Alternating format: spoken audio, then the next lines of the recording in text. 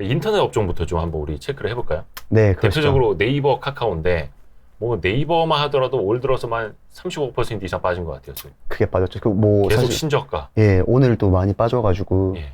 사실 뭐 기사 같은 데도 많이 나오고 있어요. 뭐 국민주, 네이버, 카카오가 어디까지 빠질 것이냐 이런 기사들도 많이 나오고. 그래서 오늘도 사실 제가 이 자리에서 이렇게 방송으로 말씀을 드리기가 조심스러운 부분은 있어요. 왜냐면 제가 나중에도 말씀을 드릴 거지만 왜 빠졌는지를 먼저 말씀을 드릴 거거든요. 근데 그 중에서 세 번째 이유가 결국 매크로적인 이슈가 있는데 이 부분은 뭐 지금 시청자분들도 아시겠지만 어떻게 할 수 없는 부분들이 사실 있잖아요. 그렇죠. 인플레이션이라든지 이런 부분들이 있기 때문에 그런 부분들도 좀 많이 감안을 해주셔야 될 것 같습니다. 그러면 우선은 네. 안 좋은 진단부터 네. 아시죠? 청진기부터 갖다 대죠. 그러시죠. 네이버, 카카오 회사에 문제가 있는 것도 있는지 이게 오롯이 다 이게 매크로 탓이다 이렇게 할 수가 있는 건지 좀 짚어주세요. 네. 우선은. 그러니까 먼저 자료를 보면서 설명을 드려야 되나요? 네. 요게 지금 네이버랑 카카오 차트잖아요. 네, 주가 차트인데 예. 언제부터 빠지기 시작했냐면 지난해 9월 정도부터 빠지기 시작을 했어요. 예. 그래서 지금까지 계속 하락세가 이어지고 있는데 제가 생각했을 때 빠지는 이유는 크게 세 가지 정도로 요약할 수 있을 것 같습니다. 세 가지. 네. 예. 첫 번째는 그러니까 빠지기 한 시발점이 된 건데 플랫폼 규제 이슈가 있었어요. 아, 그렇죠. 당시에. 작년에. 예. 네, 당시 플랫폼 규제 이슈가 있었고 그게 이제 시발점이 돼서 이제 빠지기 시작했는데 지금 더 크게 영향을 미치고 있는 거는 코로나 엔데믹으로 인한 시장 성장률 둔화 그리고 마지막이 아까 전에 말씀드렸다시피 매크로적인 이슈입니다. 근데 그 세 가지 이유가 그럼 지금 각각 어느 정도 영향을 미치고 있는지를 좀 말씀을 드릴게요. 우선은 플랫폼 규제 이슈부터 말씀드릴게요. 가져볼까요? 네. 도표 1번 보면 제가 재밌는 사진을 봤었는데 자료를 준비를 하다가 네. 그러니까 여기 번역을 하면 그러니까 당신의 회사의 디지털 전환을 이끈 게 누구냐. CEO냐 CTO냐 코로나냐. 코로나가 이끌었다라는 거거든요. 그러니까 이게 그만큼 사실 경영진들이 어떤 회사 경영진들이 바꾸는 것보다 이 질병으로서 바뀌었던 게 훨씬 크거든요.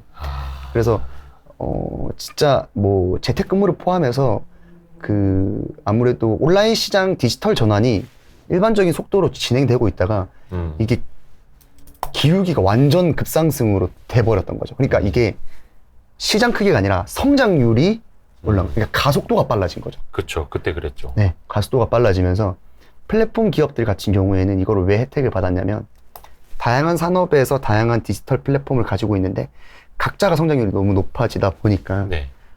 이제 이 부분에 대해서 굉장히 많은 좋은 밸류에이션을 줬었던 거고. 그렇죠. 그래서 사실 뭐 전통적인 관점에서 이제 주식 투자하시는 분들은 뭐 PER이라든지 이런 말씀 많이 하시잖아요. 네. 그러니까 고 PER을 받았던 거예요.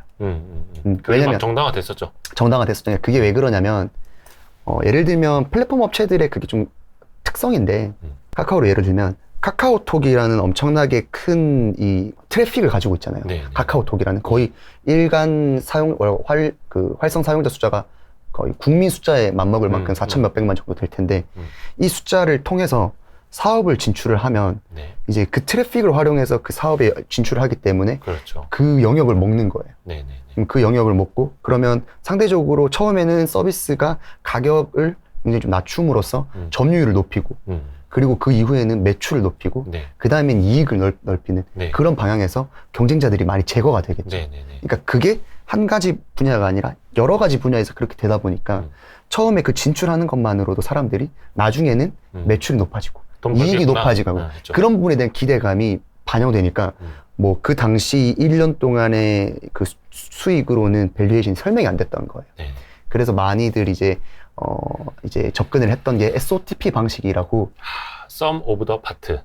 그쵸. 사업 각 부문별의 가치를 따져서 이걸 다 합친 게 그렇죠. 이제 미래의 시가총액이 될 것이다. 이런 밸류. 그런 부분으로 많이 접근을 했었는데 예. 사실은 그렇게 접근했던 부분들이 뒷부분에 제가 말씀을 드리겠지만 네. 현재로서는 약점이 많이 보이기 시작하는 거죠. 이게 오히려 약점이요? 그러니까 이게 처음에는 이게 성장기에는 굉장히 강점으로 설명이 되다가 이게 성장률이 꺾이기 시작하니까 매출이 오르고 이 이익이 오른다라는 그 부분에서 좀 약점이 생기면 사실 삐걱삐걱 될 수가 있다는 거예요. 말 그대로 밸류에이션을 하는 몸값이 되는데 거기에 대해서 하나씩 뭔가 쳐낼 요인들이 막 생겨나다 보니까 규제를 먼저 말씀을 드릴게요. 근데 이제 플랫폼에 찾아온 위기 네. 주가가 많이 빠졌죠. 이게 5월 말 기준으로 제가 작성을 한 건데 네. 네이버, 카카오뿐만 아니라 글로벌리한 플랫폼 기업들이 다 빠졌어요. 그럼요. 이게 좀 유념있게 보셔야 되는 부분이 네.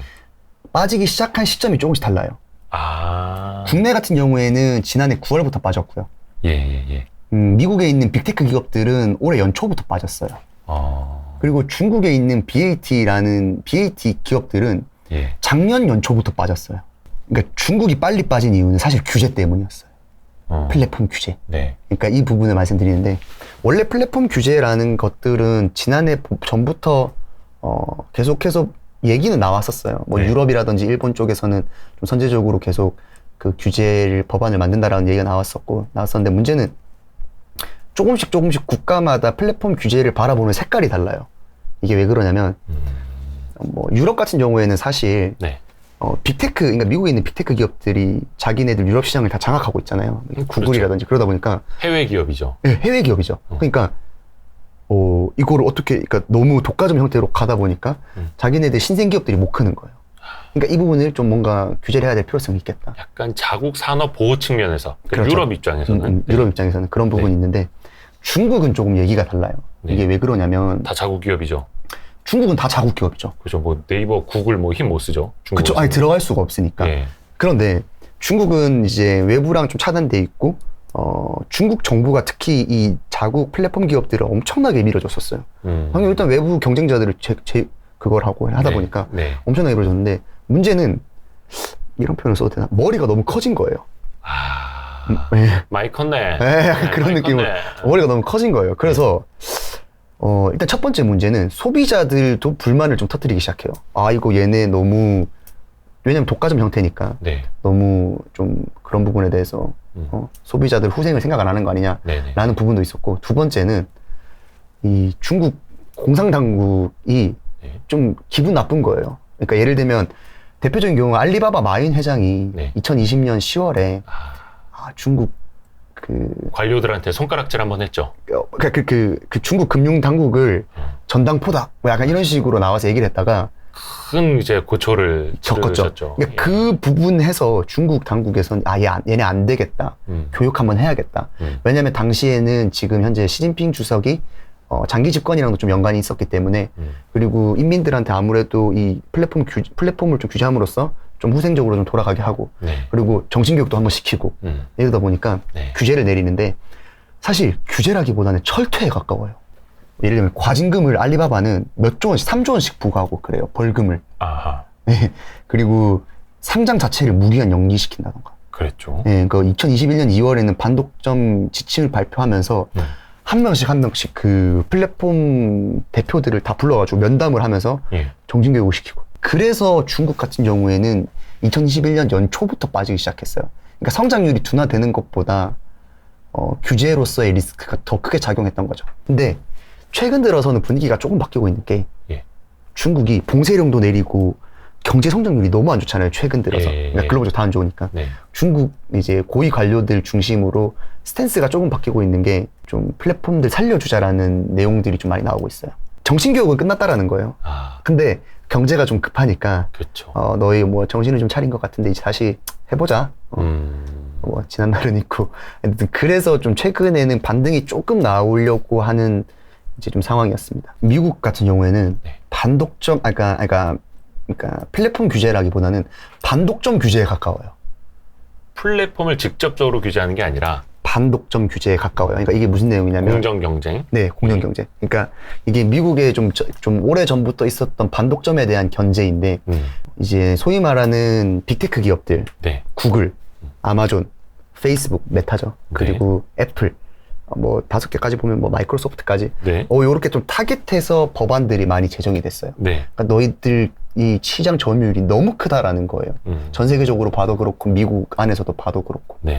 그래서 그 규제 법안 내용들을 보면 보통은 자사 제품을 우대하지 마라 라는 내용이 또 있고 뭐 예를 들면 구글 내에 뭐 검색을 하는데 네. 뭐 그러니까 유튜브를 상위에 띄워놓는다든지 자사 서비스인 구글 맵스를 이렇게 뭐 좀 띄워놓는다든지 네, 네, 네. 그런 부분에 대해서 어차피 너희 사업 부문을 너무 띄워놓는 거 아니냐 이런 부분에서 좀 제재를 가한다던가.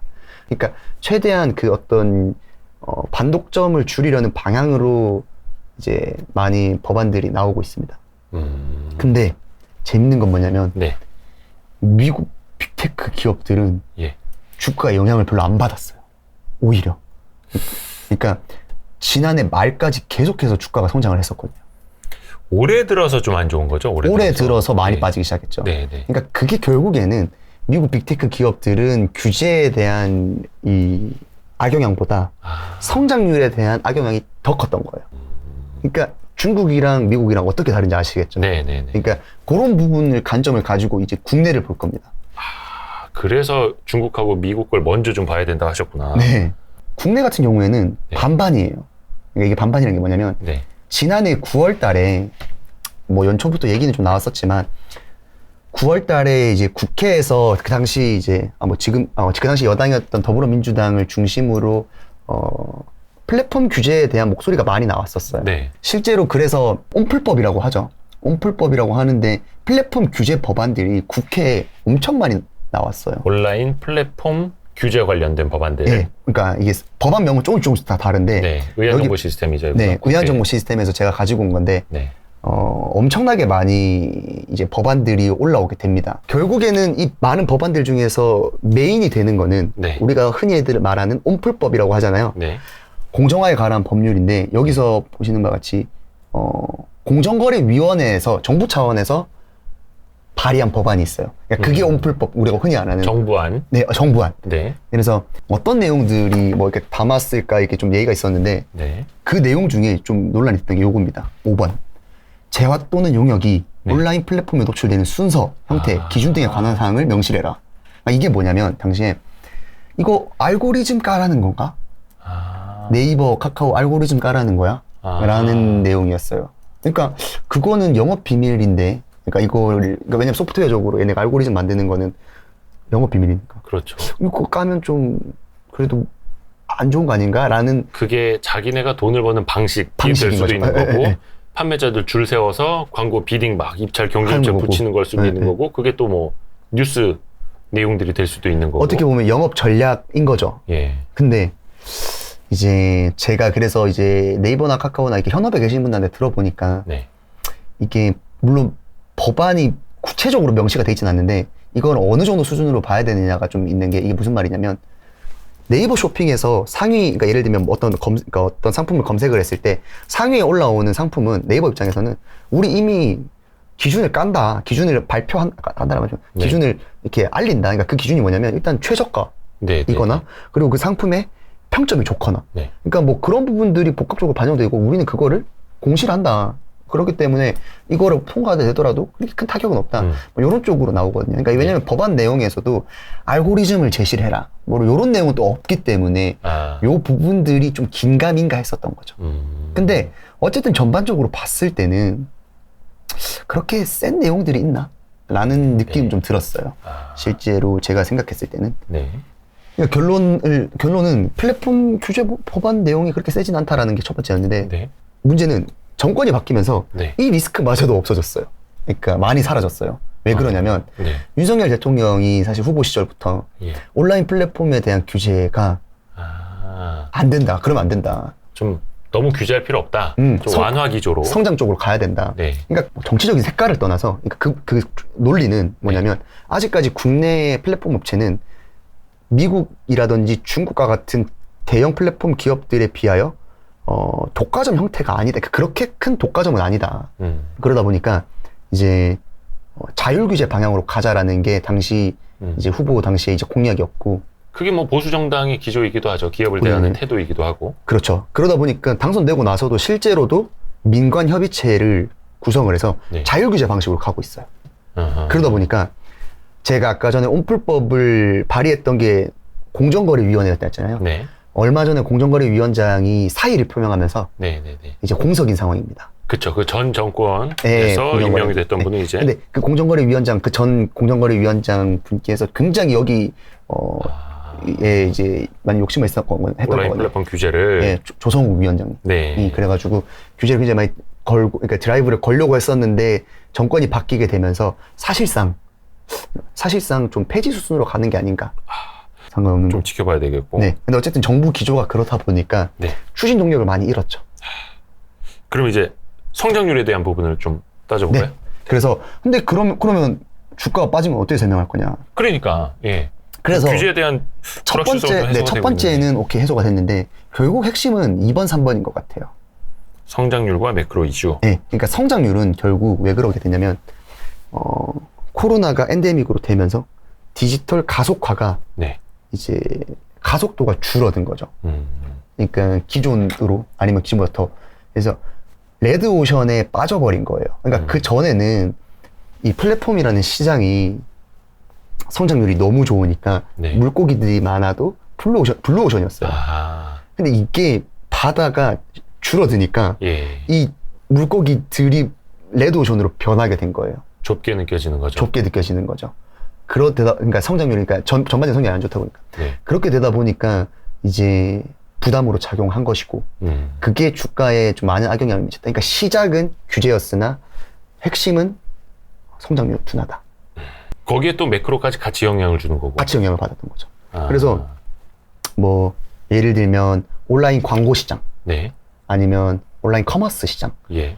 아니면 뭐 그런 뭐 좀 물론 기업마다 조금씩 다르지만 웹툰 시장이라든지 뭐 이런 부분에서 아무래도 국민들께서 이제 예전에는 온라인 위주로 활동을 하시다가 많이 오프라인 쪽으로 진출하고 계시잖아요. 네. 그런 부분들이 실제로 성장률 둔화로 나타나는 거죠. 그러다 보니까 예. 좀 주가 차트를 보면 네. 과거에 제가 그러니까 SOTP 방식으로 많이 설명을 드렸다고 했잖아요. 네. PER 밴드를 가지고 왔어요.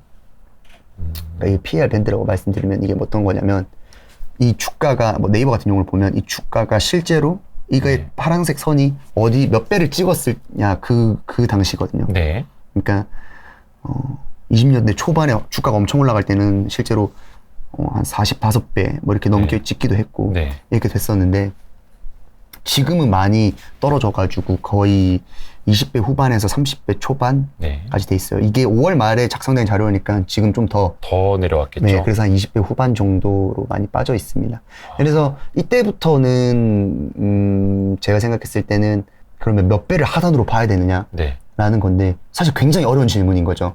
몇 배를 하단으로 볼 것이냐는 굉장히 어려운 질문인데 왜 어려운 질문이냐면 첫 번째는 실적 추정을 얼마나 정확하게 할 수 있느냐가 관건인 거고 그렇죠. 그리고 두 번째는 하단이 몇 배이냐가 중요한 건데 사실 2015년부터 지금까지 20배를 닿은 적은 없었어요. 닿다라는 게 그러니까 20배까지 네, 주가가 내려간 적은 없었다. 네. 그래서 20배입니다 이렇게 말하면 마음 편하겠지만 예. 왜 그런 거 있잖아요. 그래서 역사적 PER 밴드 뭐 하단이다 뭐 네. 이런 표현들. 네. 예. 그게 이런 표를 보면서 말씀을 하는 겁니다, 여러분. 예. 그게 20배였는데 네. 문제는 장이 안 좋을 때는 왜 부정적인 얘기를 많이 하게 되잖아요. 그렇죠. 그래서 일부에서는 어떤 얘기까지 하냐면 네이버와 카카오, 그러니까 왜 네이버가 20배를 넘게 받을 수 있어? 뭐 약간 이런 말씀 하죠. 왜냐면 글로벌 빅테크 기업은 10몇 배, 10배, 그러니까 20배가 안 되거든요.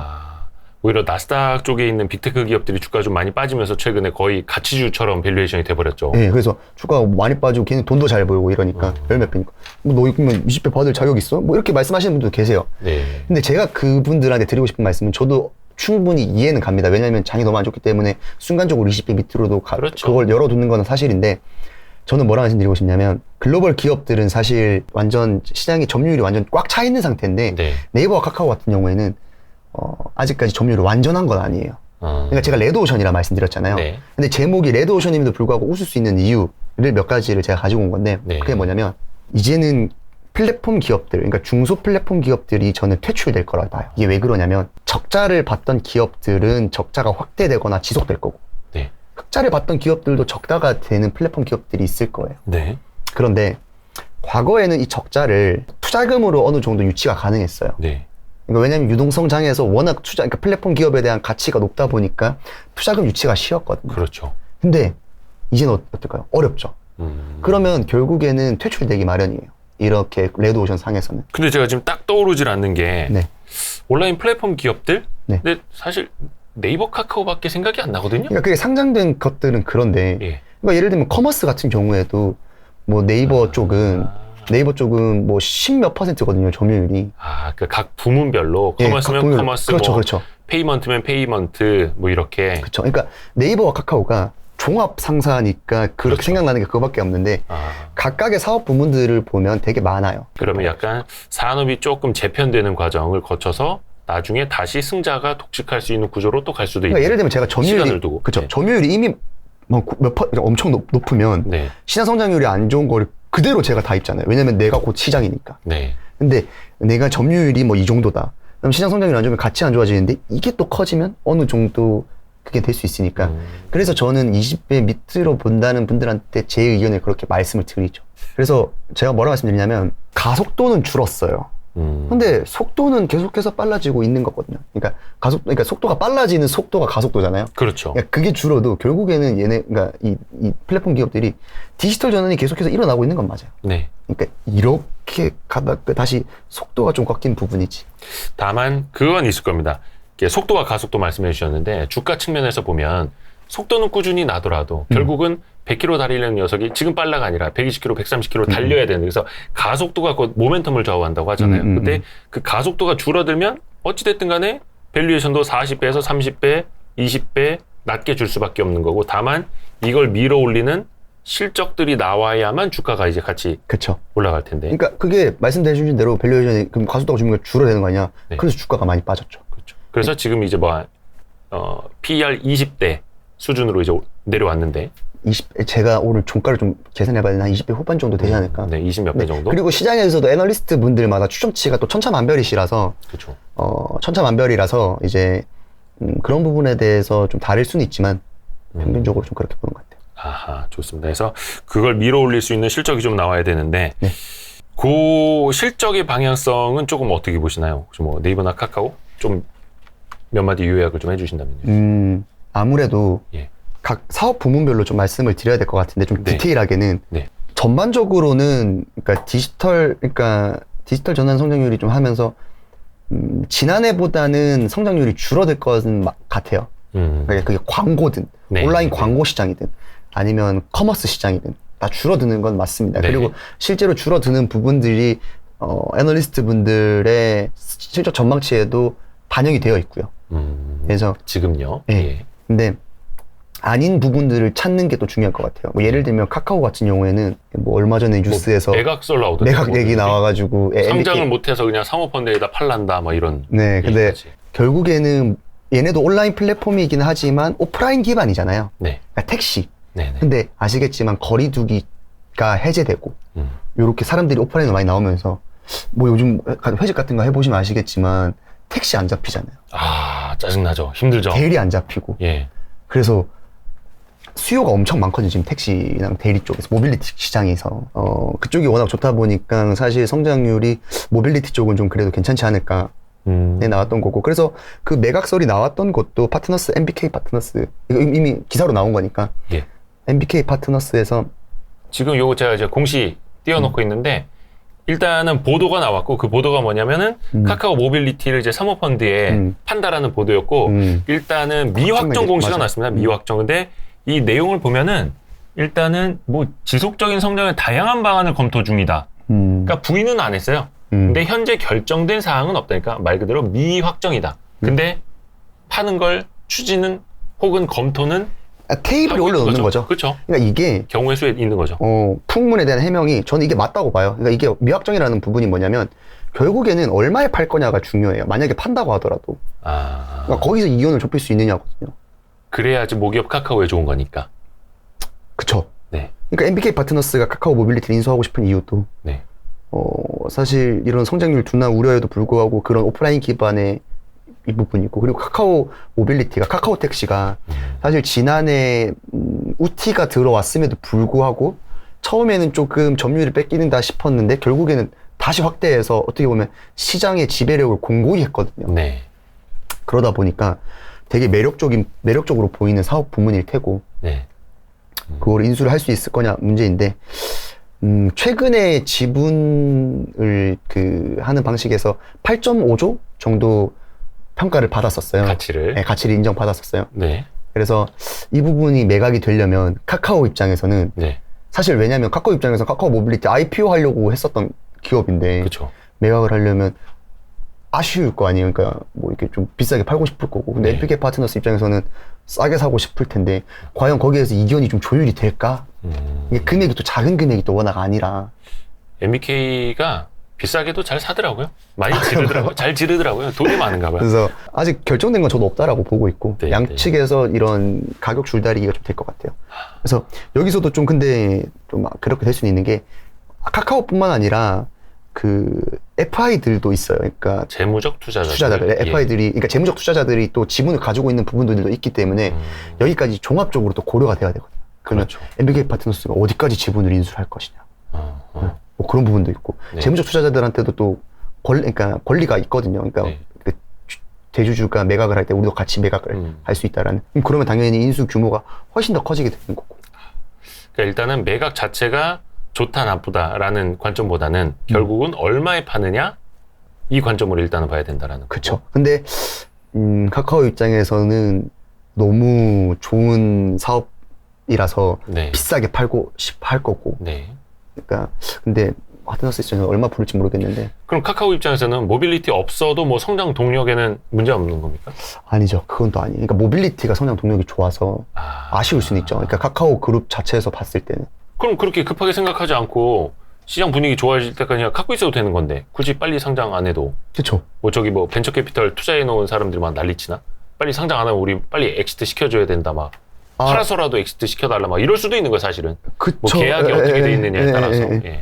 근데 뭐 사실 뭐 IPO 관련해서는 제가 뭐 이렇게 말씀드릴 수 있는 부분은 없어서 그러니까 아무래도 그러니까 그 파트너스에 매각하게 되면 IPO 대비해서는 가치를 좀 못 받을 수도 그렇죠. 예. 있으니까 어찌됐든 그것도 고려돼야 될 상황이 비상장 아닌가. 상태에서의 거래니까. 그렇죠.